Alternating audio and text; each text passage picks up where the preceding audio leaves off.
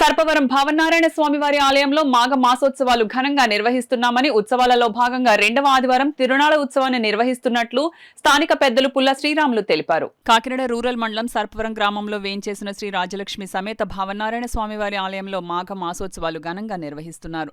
అందులో భాగంగా భీష్మ ఏకాదశి పర్వదినం సందర్భంగా ఆలయంలో స్వామివారి ప్రత్యేక పూజలు, అభిషేకాలు ఆలయ అర్చకులు శాస్త్రోక్తంగా జరిపించారు.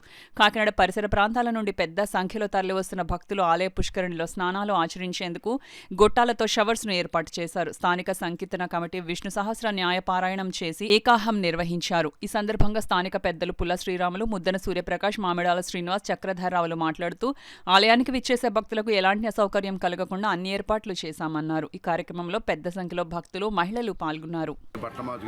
స్వామివారి దర్శనానికి వచ్చి ఉచిత ప్రసాదంతో స్వామివారిని కన్నుల పండుగ దర్శించి వెళ్తున్నారు. అదేవిధంగా రేపు తెల్లవారుజాము మాఘమాసం 2వ ఆదివారం విశేషంగా భక్తులు వస్తారని అంచనా వేస్తున్నాం. దానికి తగ్గట్టు అన్ని ఏర్పాట్లు చేస్తున్నాం. రేపు 2వ ఆదివారం నాడు కూడా ఉచిత ప్రసాదం సుమారు 10,000 మంది పైబడే అన్నదానం చేయడానికి దాతలు ముందుకొచ్చారు.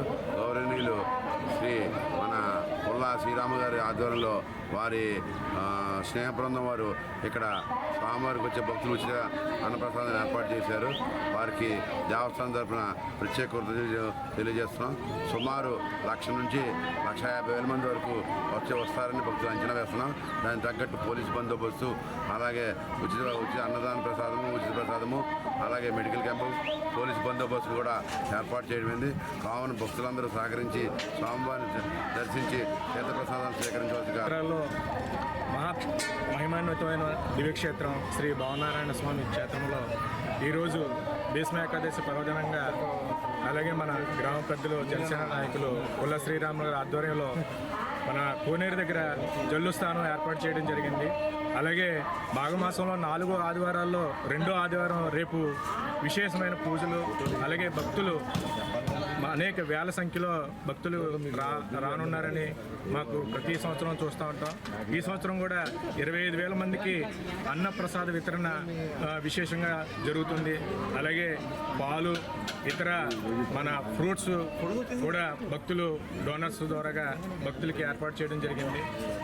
కావున రూరల్ నుంచి, అలాగే జిల్లాల నుంచి, నలుమూల నుంచి వచ్చే భక్తులందరూ కూడా స్వామివారి దర్శనం చేసుకుని ఆయన దివ్య ఆశీస్సులు పొందాలని ఇస్తుంది. అదేవిధంగా ఎన్నో ఏళ్లుగా స్త్రీలు స్నానం చేసి వస్త్రాలు మార్చుకోవడానికి చాలా ఇబ్బందులు పడే రోజులు ఉన్నాయి.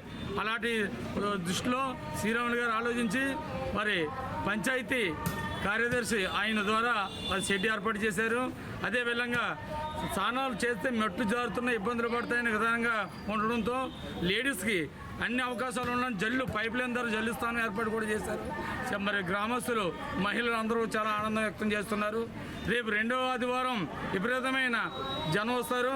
మరి పుల్ల శ్రీరాములు గారి ఆధ్వర్యంలో అన్నదాన కమిటీ 30,000 మందికి అన్న వితరణ ఏర్పాటు చేయడానికి నిర్ణయించారు. అదేవిధంగా చంటి పిల్లలకి పాలు, పెద్దలకి టీ, మరి ఫ్రూట్ జ్యూస్ కూడా అన్నీ ఏర్పాటు చేశారు. దయించి అందరూ కూడా వచ్చి స్వామివారిని దర్శించుకుంటారని కాకినాడ రూరల్ మండలం ఇతర జిల్లాల నుంచి కూడా వచ్చే వాళ్ళకి అందరికీ స్వాగతం పలకడానికి శ్రీరాములు గారి ఆధ్వర్యంలో మేము కమిటీ సిద్ధంగా ఉన్నామని కూడా అందరికీ తెలియజేసుకుంటాం. సీనియర్ నాయకులు పుల్ల శ్రీరాములు గారు మరియు యువ మాచిరాజు లక్ష్మీనారాయణ గారు ఇద్దరూ కలిపి సంయుక్తంగా ఈ దేవాలయంలో జరిగేటువంటి అనేక ఉత్సవాలని అత్యంత విజయవంతంగా వారు చక్కబెడుతున్నారు. భక్తులందరూ కూడా వేలాది మందికి భోజనాలు పెడుతున్నారు.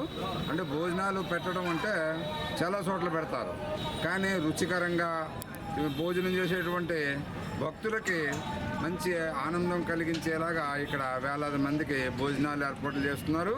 జల్లు స్నానం చేయిస్తున్నారు. అదేవిధంగా మరి స్వామివారి దర్శనానికి కూడా ఎక్కడ తొక్కిసలాట రాకుండా, భక్తులు ఎవరు కూడా ఎక్కువసేపు వేచి ఉండకుండా అందరికీ కూడా సంతృప్తికరంగా దర్శనాలు, భోజనాలు, స్నానాలు ఒకటే ఉంటే అన్నీ కూడా విశేషంగా జరుపుతున్నటువంటి ఉత్సవ కమిటీ చైర్మన్ శ్రీరాములు గారికి, అదేవిధంగా ఈవో మరి లక్ష్మీనారాయణ గారికి, వారికి సహకరిస్తున్నటువంటి గ్రామ ప్రజలు, మరి వారితో ఇతర ధర్మకర్తలు, ఉద్యోగులు అందరికీ కూడా భక్తుల తరపున నా యొక్క కృతజ్ఞతలు.